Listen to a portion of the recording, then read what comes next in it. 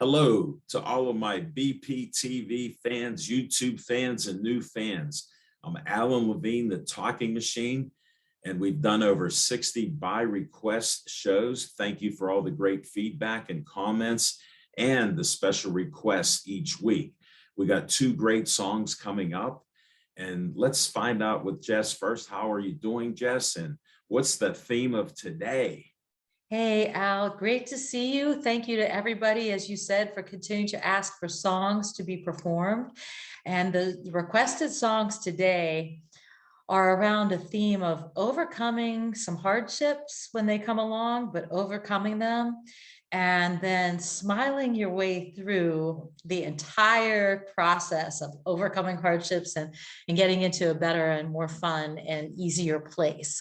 And we have just a special show today because our featured guests, Al, are Mobutu and Charlotte. They're married and they own Mocha Art Gallery.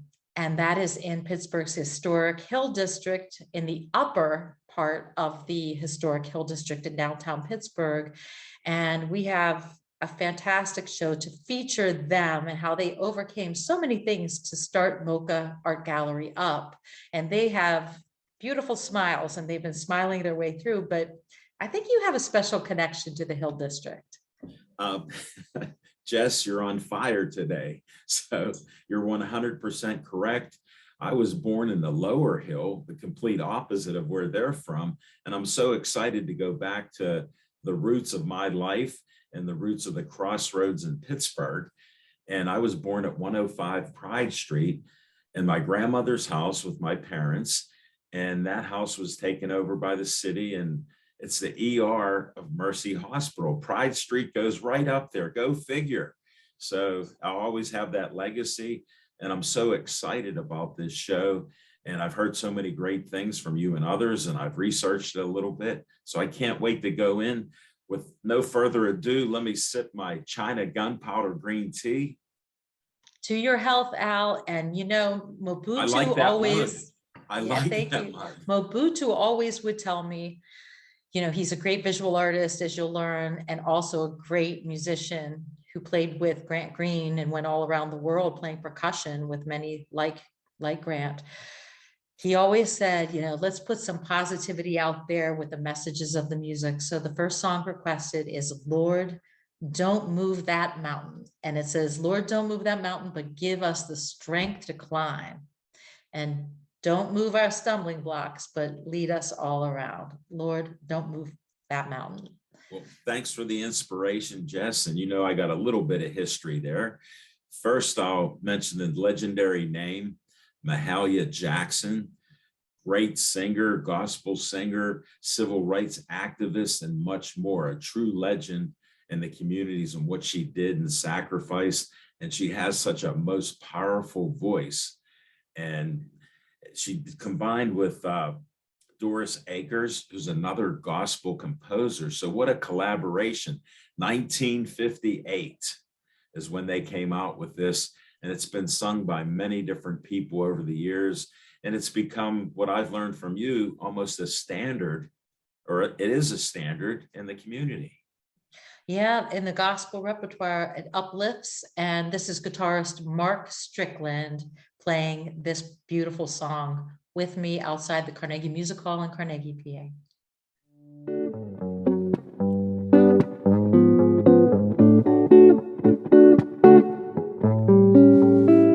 Lord, don't move that mountain, but give me the strength to climb.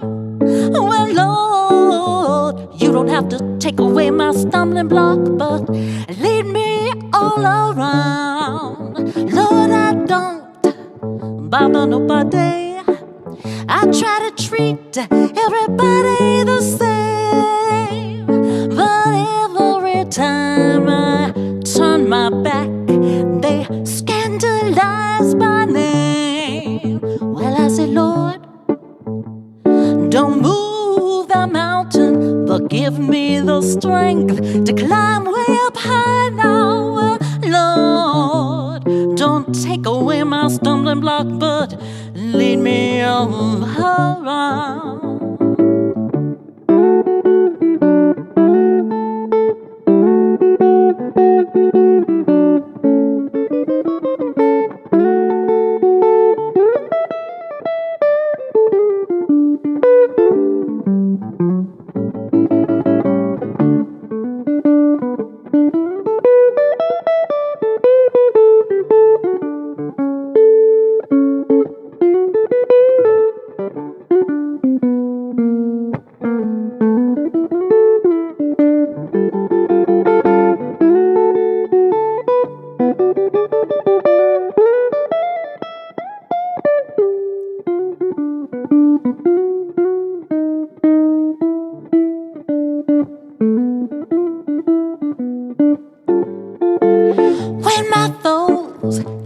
to slay me.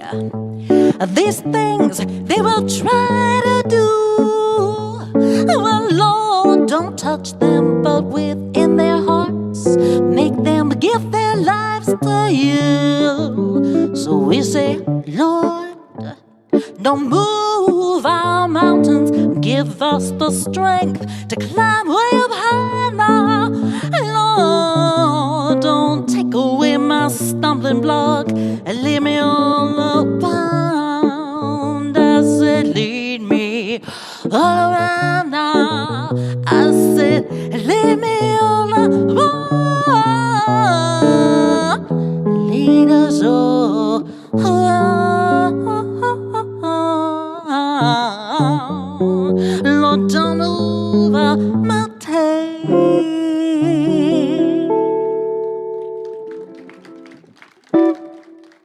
Jess, you know I always have kind words, and we filmed those songs, and that just pumped me up. We were outside, people loved it. Mark was playing out of his mind like he does, the legendary guitar man, and your singing was just beautiful. It just went right to my heart with this, and it's so apropos with what we're going to do with our great interviews coming up with Mobutu and Charlotte at Mocha Gallery. Any word before we go, Jess? Oh, let's go to the historic Hill District, your birthplace, Al, and let's go to Mocha Art Gallery. Here we go. All right.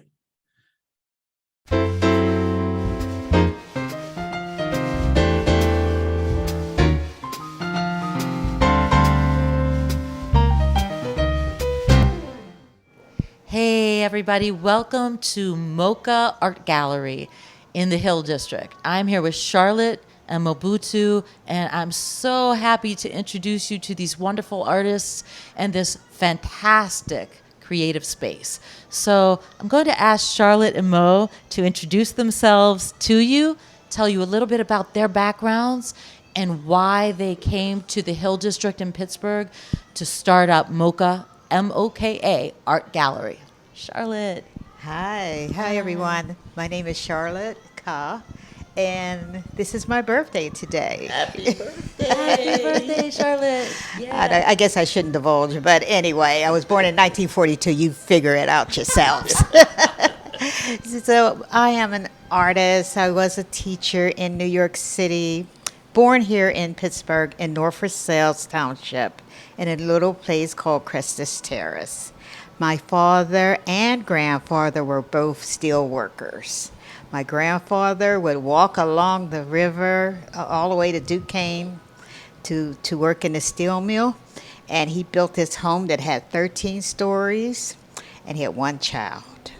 But he built this home by himself, and we had a well with water, we had pigs, we had vegetables, so it was a very healthy growing up period for us. And my mother and father built a home up the street from there. So when I was about 16, because see, picture this is a tiny little town with everybody knows everyone. You better not do anything wrong or your mother will know it.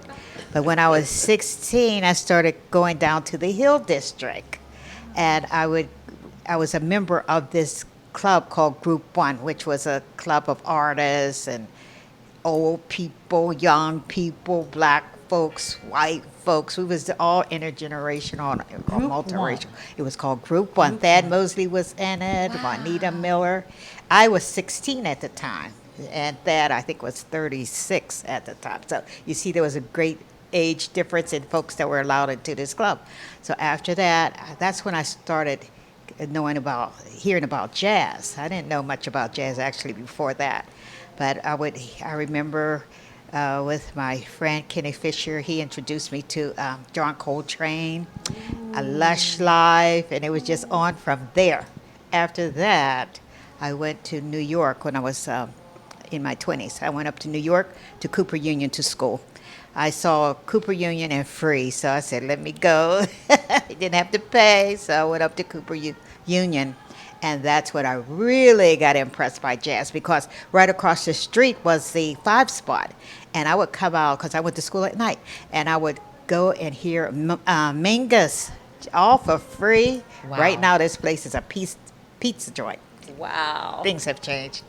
Just Well, be- yeah. So how did you start with your art? How did that Oh, with the dovetail art. into your own personal art? I was always one that always loved to do things with my hands. And I remember as a kid, we had little groups that was where they would show you how to crochet and that sort of thing. And going through high school, it wasn't really attuned to art. Because I could remember a teacher discouraging me from becoming an artist. But after going into the Hill District and seeing the art and being this young person, I picked it up.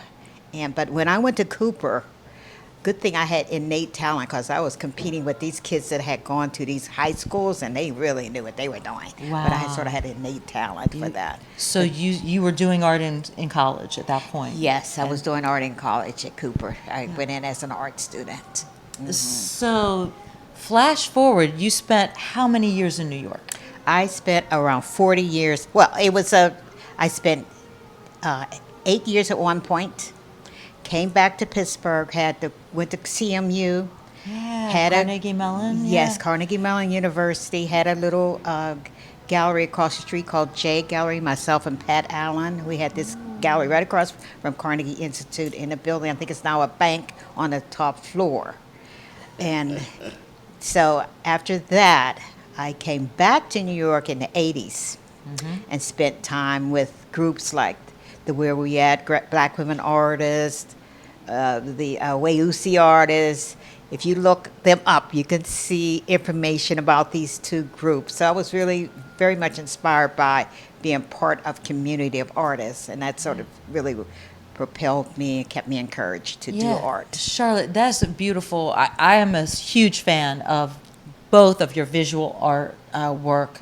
Huge fan. And Mo has the professional jazz musician in him too, and a whole story on the music side. He's that double threat, right? And I'm sure Yes, he he can is. dance, so that's a triple threat. We were dancing the other But night. you know, we're sitting in the Hill District. The nickname is what? The Crossroads of the World. One of the Yes, nicknames. yes. And you were part of that. New York and back, and New York and back. And Uh-huh. so, before we pass the mic to Mobutu, what kind of brought you back to Pittsburgh? Mobutu actually. I'll pass that microphone then. Mobutu brought her back the last time. He to brought me be back to Pittsburgh. I would have still been in New York, in Williamsburg, walking up the steps. It was an artist community, though. We were quite fortunate to have it in Williamsburg, because now we only pay a small amount, and the prices have Yeah. quadrupled in Williamsburg. So So, who's going to tell the story about how the two of you met? I think it was my chicken wings and macaroni and cheese and greens on the train ride back to New York. That got her hooked. I think that really got her. She was at a party and somebody mentioned my name and somebody said, I got his phone number. And so she called it and she came over and we kicked it and it got late. So she spent the night. She was wrapped up like a mummy. I stayed over on the other side of the house. And the next morning she got on the train and I cooked her a nice meal that lasted all the way to New York. Well, she was on her way back to Cuba. She was on her way to Cuba at that time. But yeah, I'm Earl Mobutu Reynolds. I was born and raised here in the Hill District on Hellman Street, right down the street. I lived in the house with my grandmother and my mother and my father and my two brothers and my aunt and her one daughter, two roomers, Nick and Perry, who worked in the bars. My grandmother was the matriarch of that area because all the musicians came to our house because we had a piano in the foyer, and so they all practiced there. That's how I first became interested in music. But I graduated from Miller School. I think my music teacher was Mr. Clemens. And after I graduated, we had a little bit of taste of music there. And I wasn't in the class, but I always wanted. So when I went to Fifth Avenue, I tried to get a saxophone, but they were all gone. So I wound up with a trombone. And I played trombone with Stanley H. Levin. He was the conductor for all the schools, and so all the best students out of the schools wound up in the orchestra. We played Carnegie Hall at 16, I believe I was. Wow. But after I graduated, I had the trombone. I had all the juicy parts because I was first chair, and I got all the juicy parts. So when it came time to graduate, I had the horn. I was getting ready to walk out the door and say, "Hey, Earl, you got to leave that horn." So I left the horn anyway. But and then I went. I saw one in the pawn shop that was down on Center Avenue. And I asked my mother to get it. She said, $15. You got to be kidding me. 4 boys we had all together. But to make a long story short, after that episode there, I was going up the street one day on Dinwiddie, and the lightning had struck this tree, and it broke it into 3 pieces, and all 3 pieces were hollow. And so the ants had carved it out, so I tried to make a drum. Consequently, I did make one. It was heavy as heck. And we went to the slaughterhouse on the south side and got some skin. He said, all you got to do is hang it to the sun side, to the thing. Man, the thing rotted all off the foot. So I finally carved the drum out of that, and that started my wood carving and my musical career. So After Mo, that, you made your first percussion instruments. made my first percussion instrument. Wow. You know, and How creative is that? How many people can say I made my first? And talk about a little bit about your career with percussion for Yeah, well, everybody. after I made the drums, I found that I could pawn it and get some money. I started making drums. And then one day a friend of mine came. I had some drums that I had made, and he came by and said, "Hey, Grant's up the grill, and he don't have no percussionists." So I took my drums and went up there and got the gig with Grant Green. So I wound up with him 11 years. Okay, so well, let's pause on that, everybody. So Grant Green, the famous musician, and when you talk about you went up the hill, where did you go, to the Crawford Grill to see him, or another club? I was at the Crawford Grill. At the Crawford Grill at the time. Yeah, at the time. And so you were on the road with Grant Green for how many years playing? Between 8 and 11. 11. During that time, I ran across George Benson, who was from here, and I was doing a speculation set. That's what they call it when you're off in New York. You go to the studio, and the guys make up some stuff, and then if it turns out if it's a hit, then you got a group. So I went through there to the speculation set and got a gig with George Benson and did the Body Talk album with him at Rudy Van Gelder's up in Inglewood Cliffs, New Jersey. So I wound up with him, even though I was working with Grant. And so it was a beautiful time. We was on the Chitlin circuit. We were like from Rochester to Seattle to Detroit to St. Louis and up in the east and west portion and like that. And after that joint, I said, "Dang, I'm making this nice money." So I came back home and I started a couple of studios. One was the Studio B up on Fifth Avenue. That I had a band up there. It was called the Bandamistics. I called it the Bandamistics because I realized that as we traveled around the world, all the groups that I encountered, Houston Person, Sonny Stitt, Stanley Turntune, who lives right across the street there, Lake Place, Art Blakey's house is right up behind us, and I ran across all these guys. It was a heck of an experience for me to be able to have that. But like I said, I had to come back home because my mother got sick and I came home. And so that ended that, but it was the beginning of a new era. Because like I said, I was born and raised on Hellman Street. And so before I came home, I was in Atlanta. When I left the Archives, one of the studios I had, the Archives Institute of Creative Art on Dinwiddie. Had a lot of guys come through there, Nathan Davis, Toots Stillman, Jimmy Heath, Vince Genova, August Wilson wrote plays there, Rob Penny. So I left here and went to Atlanta, wound up with Maynard Jackson, and I worked with the Georgia Council for the Arts and Humanities and the Bureau of Cultural Affairs. I didn't even know they had no stuff like that. And so consequently, I was asked to, I was working with John Riddle at the Neighborhood Arts Center down there, and then we were doing, I was a they appointed me Western Regional Coordinator for the 8th Antilles Fair in Martinique. So we went there, and I called some guys back from Pittsburgh and to come there, Burlington Express, bring all their stuff. We were down there a couple of months, I believe. And that's where I met Romare Bearden and Amy Césaire, who was the mayor of Fort-de-France, who was equivalent to the president. And so he fell in love with my artwork, too. There's a piece over there that I brought back from there. A drummer, it was his new food drummer, they cut the head off because he thought I might have had some contraband in it. So when we came back here, that's when my mother got sick, and I came back home. And I said, wow, with all the knowledge that I had accumulated, And then that's when I met Charlotte during that time And too. about what year was that, Mo, when you came This back was to late Pittsburgh? 70s. The late 70s, after Yeah. all that traveling, visual art, professional jazz musician, you've played with all the greats. I mean, all over the place, including the famous places in Pittsburgh and on the Yeah, Hill, but you've yep. been all around.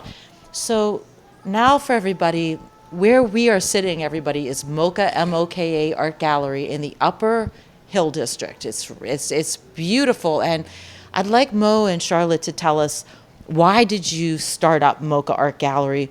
What does it mean to you, and what are your plans? We're here at the corner of Center and Soho, and we're in a building that at one time was so dilapidated. It had been sitting vacant for 25 years. Prior to that, we understand it was a grocery store. People would come by sometimes and tell us what it was, especially people that went to the school across the street. So we're at Center and Soho, and we acquired this building from the city of Pittsburgh for $10,000, and we then decided to enlarge it by adding 2 stories. So when you bought this, this is what it looked like initially on the outside. That's the front, the facade. Okay. And then when we opened the door to come in, it looked like this. That's the inside. And this is the floor you're on right now. There's a bathroom and a pair of steps in the back. What was unique about this building is that it's 23 foot in the front, and it narrows down to 9 feet in the back. Tell everybody, what year was that when you bought MoCA? Charlotte's more better at that. About 10 years ago. It's been about 8 to 10 years ago. Okay, 8 to 10 years ago. So, Mo, your vision for what you wanted MoCA to be to the community, visual art, music, tell us about what you want MoCA to be for the community. Well, what we're trying to really do is to restore it back to the cultural district that it used to be. It was like people of all kinds of talents were here. We had Cuban cigar makers, haberdashery, because guys didn't wear blue jeans and stuff like that. They wore suits. They came out pressed and dressed to impress. You know, and so we want to bring this back. And in doing so, we realized that most of the properties were gone. It was all tore down. So we had to start from somewhere. We want to be like ground zero to inspire others to look at what we've done and to fix up what they're doing, and it's beginning to take hold. And then we have plans and all that in the works right now, the visual plans and how much it costs and everything for a museum next door. A community museum that tells the story. And I have my architect, and I have it in my phone too, all what it looks like, how to fly inside.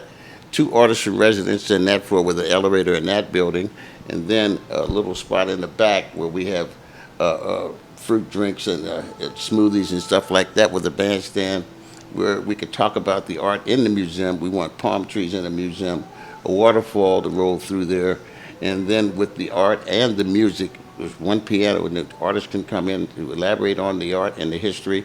Because when I was out there on the road all that time, I realized this knowledge I've accumulated in Charlotte to come back home and do something with our community.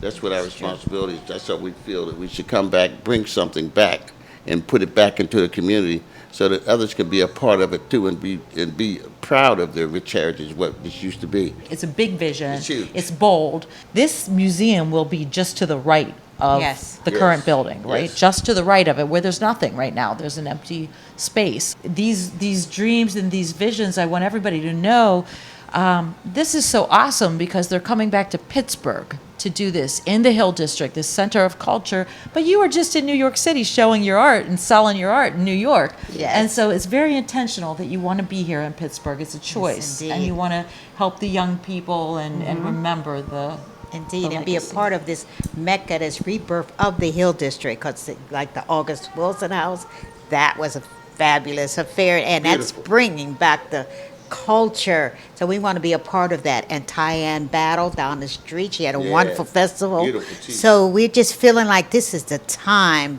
to really embrace the Hill, bring back that prior energy, and make it even as good or even better this time. As I always say, Pittsburghers might be a little slow, but we do it right. Once we do it, it's done right. Now, I know what everybody's thinking. How do we find MoCA? How can we come and meet you both and and tour and get to know what's happening here and in the Hill District. Everybody's welcome here, right? Young to Yes, old. It yeah. doesn't We've matter what color skin you have, how tall you are, how short you are, how skinny or heavy. You can all fit. are welcome with Yeah. you, and you have such a beautiful, not only artwork and music, but hospitality. And we chose the name Mocha because he's Mo, I'm Ka, so we Mocha. But it also means Mecca of culture with a K and art. Oh, That's We Mocha. want to create a vehicle we can all ride in, you know, because everybody has talent. We want to bring out those closet artists and musicians and people who have formulas for food and a whole lot of other things that we don't even know about. They're sitting there patiently, having all this wealth of knowledge. We want to bring everybody into the fold here and create this vehicle so we relish and really want the participation of the community to come in, volunteer, hands-on, help us build this thing for eternity, because the things we're doing right now, it's not a temporary thing. It'll be 2 or 3 more hundred years before we're long gone. So this belongs to the community idea. We want to set that spark so that others can realize that their talent does have value. Whatever it is, it has value. So don't forget that. The inside, the first floor, there's a piano and there's room for really intimate events and musical and visual arts events inside.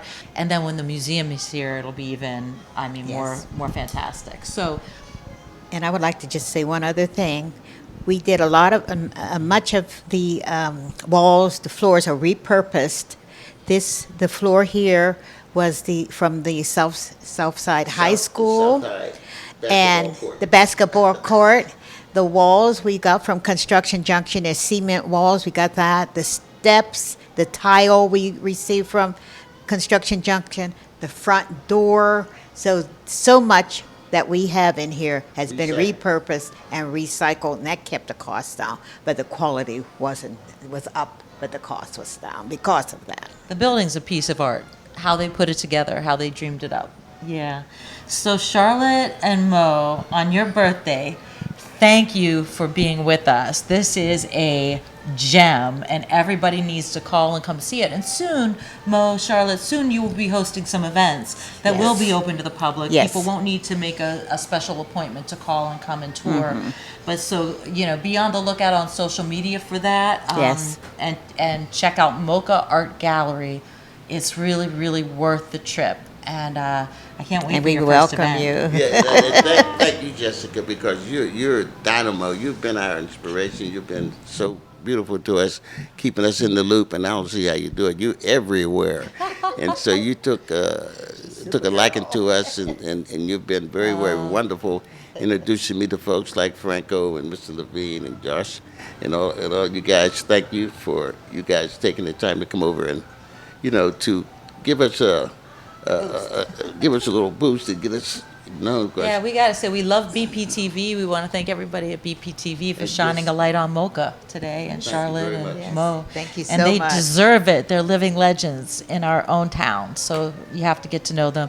As soon as you meet them, you'll be like me. They'll become family. And come and become our jazz family together. That's Some of the right. artwork is inspired by jazz. So we're going to take a walk around and get a look at some of the artwork now. How does that sound? Thank you. Yeah. This will be my best birthday Yeah, gift. so maybe we just turn around. All right. This is an Indian I carved years ago for Buzzy Robinson for the Crawford Grill. It's a funny thing how it developed, because I saw an Indian at a cigar store, Indian down on Fifth Avenue one day, and I asked Buzz, did he see it? He said, no, I didn't see it. And I'm not impressed with it anyway. He said, I like my Indian to have some swag to it. And so I said, okay, that's cool. Then I saw with Denzel Washington was on TV with the Oscars, and he didn't get an Oscar. He said, I don't want no Oscar to stand up like this anyway. So there was two things that inspired this piece. So when I carved it, I gave the Indians some swag. I carved him out. I got the quivers in the back. You can't see it from here, but it's open to the public. If you come to Mocha, you'll be able to see it. And it was a fun piece. Took me about a month. All these little nick marks are actually chisel marks. And this was a piece carved out of sycamore tree that was already bent, so I carved it bent. So that's how I got the swag. This particular piece is from it was inspired by August Wilson play The Gem of the Ocean. I did a series of masks for Aunt Esther, Ester. And if you go up to the August Wilson Center, you will see two of them that are blue with crochet. Very pretty. I was so proud to see them right as you go in the elevator up at the August Wilson house.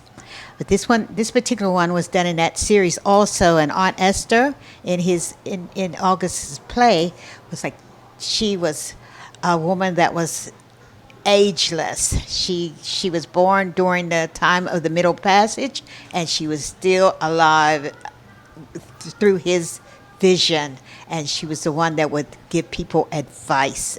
Aunt Esther from The Gem of the Ocean. So far I have about 5 that I've made. 2 was in this show in New York. They were both sold, and the August Wilson Center house purchased 2 for the house, and this one is here. And it's actually mosaic. It has glass in it, glass beads, jewels, cowrie shells, and it's all put together to have sort of like an ancient feel to it, like it could have been around for a long time. And on this side is a piece. It was dedicated to Sun Ra. He's a futuristic musician from his band actually is still going on. He's passed on, but the band, these guys keep it moving, and he was like, space is the place. He was from outer space.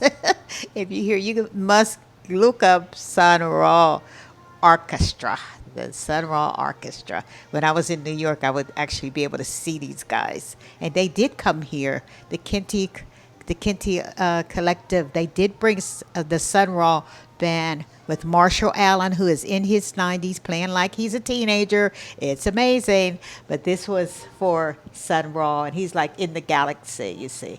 And the material for this is encaustic, which is beeswax. It's a material that you use. It's made from beeswax, and then you put pigment in it, and you have to use fire to make it molten. And I added glitter, so if you can see, I don't know if you can see, and then I added these jewels to look as if he's flying in space, and he's playing a piano right here. That's his piano. So thank you, and you have to come down to the Mocha Art Center to see some other art that we'll have here for you, for your enjoyment. Well, to all of our fans, what did you think of those great interviews and the Mocha Gallery? I'm still in a state of shock. And Josh Favis actually filmed that day, and it's just off the charts. Their art is unbelievable. They're well known. You've heard Charlotte was living in New York. She loves her husband, came back, went back again, and she's in the Hill District, both of them, to make a difference. They don't care who you are at all, and they want to make an impression in the community, the Pittsburgh community. So yeah, all are welcome, Al. All Yes. are welcome at Mocha Art Gallery. They don't care who you are, little or big, old or young. Come on out. Yep. Well, now I'm going to let my co-producer and co-host, Jessica Lee, take us in for our second song. All And right. Well, I just want to thank you, Al. I want to thank everybody at BPTV for helping us to shine a light on Mocha Art Gallery and for honoring 2 more song requests with this television show and filming. The second and final song that I will perform by request today is Smile. And this was little Michael Jackson's favorite song because it made him feel happy when he was such a hardworking little kid in showbiz. And if you noticed, Charlotte and Mobutu, they have such beautiful smiles. And so, even when times are hard, this song says, just smile and you'll find that life is still worthwhile, even through the tough times, and better days are ahead. So Al, I think you had a nickname and relate to this song as well. Do you want to just share that as we go and say goodbye to everybody for now, as we go into Smile? yes, Go ahead. Well, Jess, I'm a pretty public person, but I do keep my private life pretty simple and to myself. hence my kidney transplant and different other personal things. And you pulled it out of me on a nickname I had. I grew up, played baseball, football, never had a nickname, but my friend, a good neighbor in Greentree, Rich DeMayo, he goes, "Hey, Smiley, get over here." And I go, "Who are you calling Smiley?"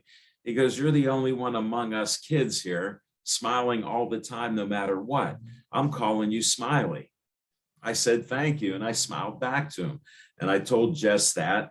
And I just wanted to share one of my favorite people in movies and everything else, Charlie Chaplin, the Tramp, wrote this song in 1938 after listening to Puccini in one of his operas. And then in 1954, that's when the lyrics came out by John Turner and Jeffrey Parsons. And it's been a hit ever since. Nat King Cole sung the song first. It hit number 10 in America on Billboard and was number 2 on the UK singles hit. I'm going to keep it short and sweet, Jess. I went a little extended, but thank you for what you do and bringing these great shows and themes. Your themes are off the charts. Well done, Jess. Thank you. Well, I hope you and everybody enjoys this rendition of Smile with Mark Strickland, the great guitarist.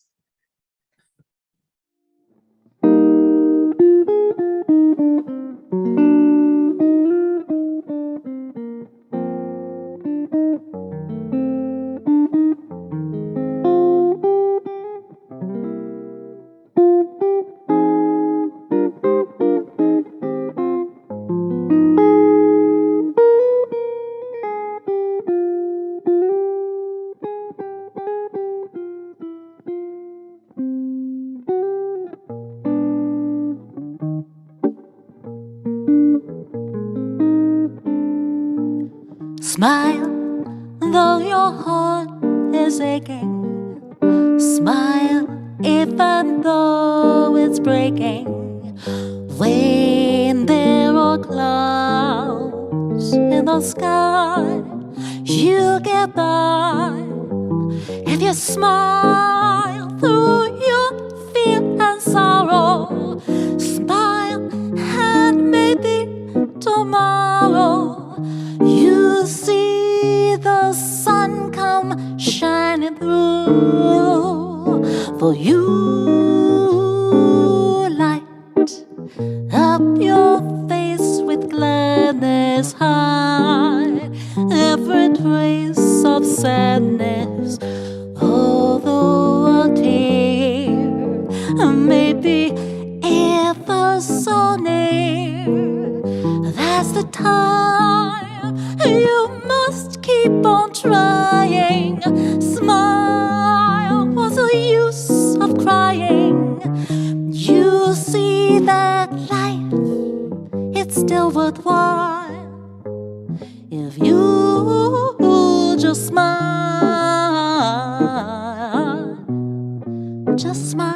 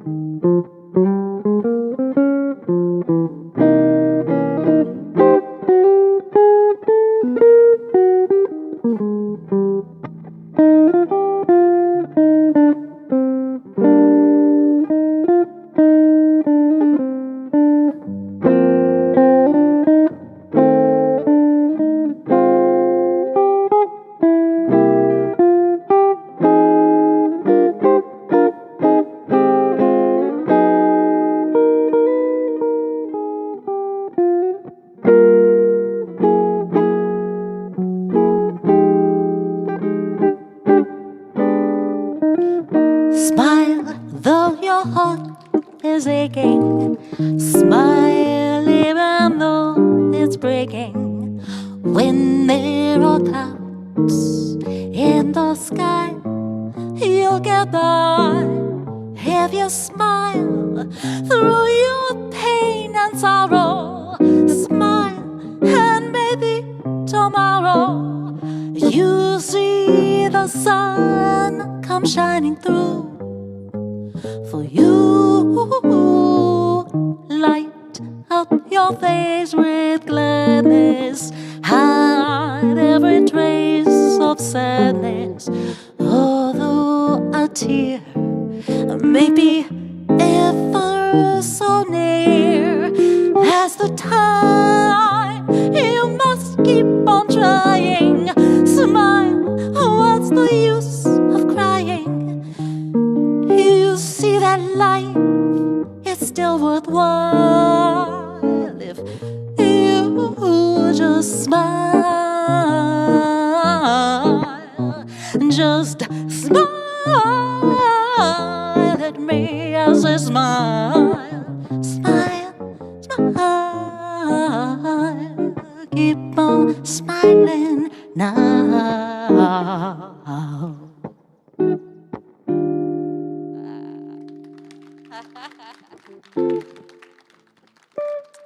Thank you, thank you.